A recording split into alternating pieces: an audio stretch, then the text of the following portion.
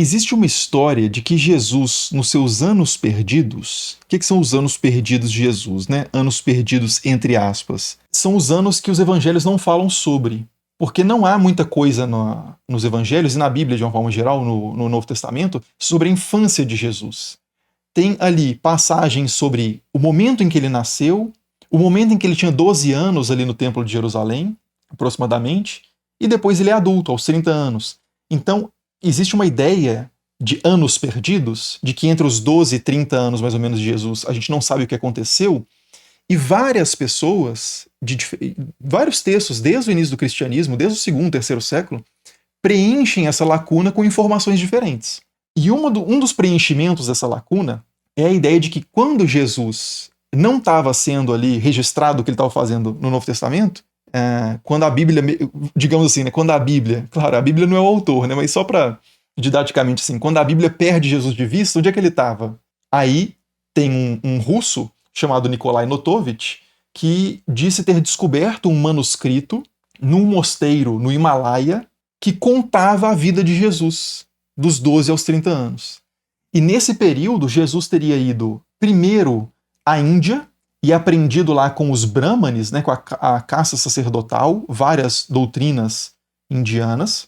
E aí ele começou a questionar, pela própria compreensão dele da doutrina indiana, ele começou a questionar coisas que eram feitas pelos próprios brahmanes, fazendo críticas à hipocrisia da classe sacerdotal. E aí ele foi expulso, fugiu e encontrou budistas. E ali ele começou a aprender com os budistas, né, num monastério budista no Tibete e no Nepal.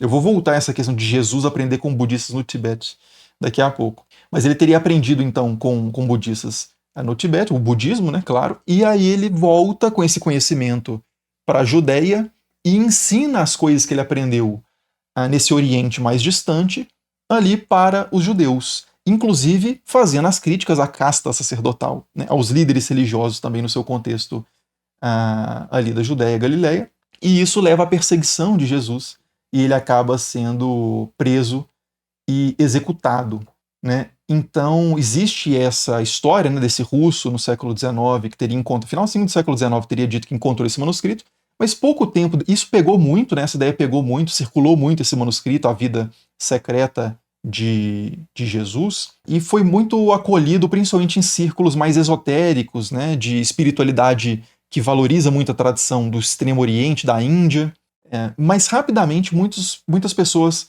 disseram ter ido a esse mosteiro, ter estado nesse mosteiro, consultado as próprias pessoas que cuidavam do mosteiro ali, né, os monges, o lama, o dirigente do mosteiro de Emis, no Himalaia, e elas disseram que em momento nenhum tiveram contato com o Notovitch, que não tinha a história de que o Notovitch contava de que ele tinha machucado a perna e sido abrigado nesse mosteiro foi totalmente desmentida. O manuscrito que ele teria consultado nesse mosteiro sobre Jesus também era totalmente desconhecido, e várias coisas que o Notovitch também disse que o lama falou para ele sobre as culturas da Síria e não sei o que também. Esse lama, depois em conversa com outras pessoas, ele falou que não conhecia absolutamente nada sobre a Síria, nunca tinha ouvido falar nessas culturas ali da região do chamado Antigo Oriente Próximo. O Max Miller, que é um indólogo, né, muito famoso, um estudioso de assuntos de Índia, ele rapidamente também falou que a história é cheia de anacronismos, né? Ou seja, cheia de coisas que estão fora do tempo adequado, e uma delas é o budismo no Tibete, porque o budismo chega ao Tibete por volta de 800, mais ou menos, depois de Cristo. Então, assim, Jesus, no primeiro século, ter aprendido com monges no Tibete, budistas no Tibete, não faz o menor sentido, né? E são vários pontos que foram identificados ali como anacronismos, né? Então, coisas que não casam, a história não bate, né? Mas, como eu disse, mesmo desacreditado nos círculos acadêmicos, essa história ainda circula muito hoje, a ideia de que Jesus teria vivido na Índia e que existiria até uma documentação sobre isso, que é o tal do manuscrito do Notovitch. E tem outra história que circula um pouco menos, mas que é bem estranha e bem curiosa também, que é a história de que Jesus teria ido para o Japão por volta dos 20 anos e aprendido doutrinas sagradas no Japão, e essas doutrinas ele teria levado para a Judéia.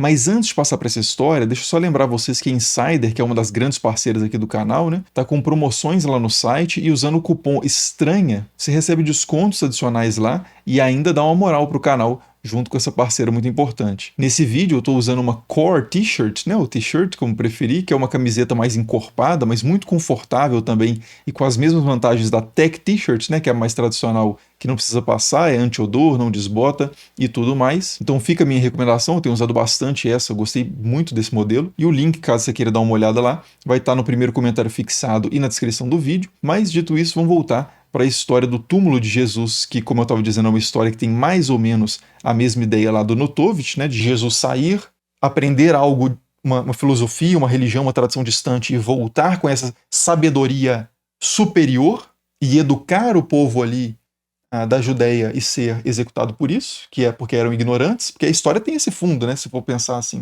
o que está sendo dito nessa história é mais ou menos isso. Mas, de qualquer forma, Jesus teria, então, depois escapado da execução na Judéia, no caso da história do Japão, voltado para o Japão, vivido até os 106 anos, como um risicultor, né, um plantador de arroz, teria se casado, tido filhas, e morrido de velhice. E tem até o túmulo dele no Japão, o túmulo de Jesus em Shingo. Vou mostrar aqui imagens desse túmulo, né? Esse é o túmulo de Jesus em Shingo. Ele tem essa cruz, né, aqui, e a terra elevada, e aqui estaria enterrado Jesus e o seu irmão também, que o substituiu na cruz, né? Como é que é essa história? Vamos chegar lá. Aqui, no acesso a esse túmulo, que a gente vê que tem uma cruz, né? Tem também uma estrela de Davi pequenininha aqui, né? Um hexagrama, e tem essa placa que diz, né, túmulo de Jesus, e eu traduzi a parte em inglês para a gente ler exatamente o que é dito nessa região lá em Xingu. Então diz o seguinte, né, túmulo de Jesus em Xingu. Quando Jesus tinha 21 anos, ele veio ao Japão e buscou o conhecimento da divindade por 12 anos. Voltou à Judéia aos 33 anos e iniciou sua missão. No entanto, naquele tempo, o povo da Judéia não aceitou a pregação de Cristo. Em vez disso, prenderam-no e tentaram crucificá-lo numa cruz. Seu irmão mais novo, Isukiri, tomou o lugar de Cristo e terminou sua vida na cruz. Curiosamente, a gente encontra uma ideia semelhante de um substituto, alguém que morreu no lugar de Jesus, no islamismo, como eu comentei lá, quando a gente falou sobre a visão islâmica sobre Jesus. Aqui é o irmão dele que foi executado no seu lugar. Cristo, que escapou da crucificação, enfrentou os altos e baixos das viagens e retornou novamente ao Japão. Nessa história mais detalhada, Jesus passa, inclusive, um período na Sibéria com seus discípulos, sendo perseguido, né, se estabelece ali em dificuldades muito grandes por causa de questões ambientais mesmo, né, na Sibéria. E também na Mesopotâmia, então é um percurso mais detalhado, mas aqui no túmulo que a gente encontra no Japão a história está mais resumida. Então Cristo, que escapou da crucificação, enfrentou os altos e baixos das viagens e retornou novamente ao Japão. Estabeleceu-se exatamente aqui, onde está o túmulo, no que hoje é chamado de Vila Erai, e morreu aos 106 anos. Neste solo sagrado foi erguido um túmulo à direita para deificar Cristo e outro à esquerda para deificar Isukiri. A descrição acima foi dada em um testamento por Jesus Cristo.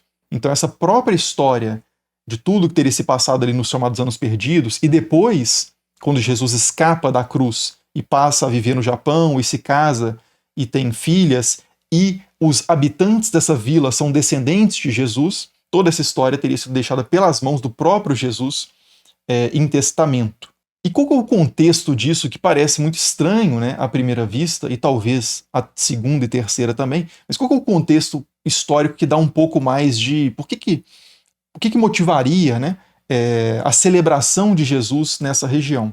E basicamente o que acontece é que esse túmulo ele foi erguido por um líder ali da aldeia no século XX, que tinha uma visão ultranacionalista, meio esotérica, do Japão como sendo o berço espiritual de todo o mundo. Então, não só Jesus, mas outros personagens também de outras tradições, né, que protagonizam outras tradições, por assim dizer, como Moisés e como Confúcio, também têm histórias semelhantes ali na região. De que Moisés aprendeu a sabedoria sagrada no Japão e ensinou para o povo ali no Antigo Oriente Próximo, né? E Confúcio, o grande sábio chinês, teria aprendido também a sabedoria no Japão e levado isso para a China. Então essas histórias, elas servem para exaltar o Japão como um centro difusor espiritual.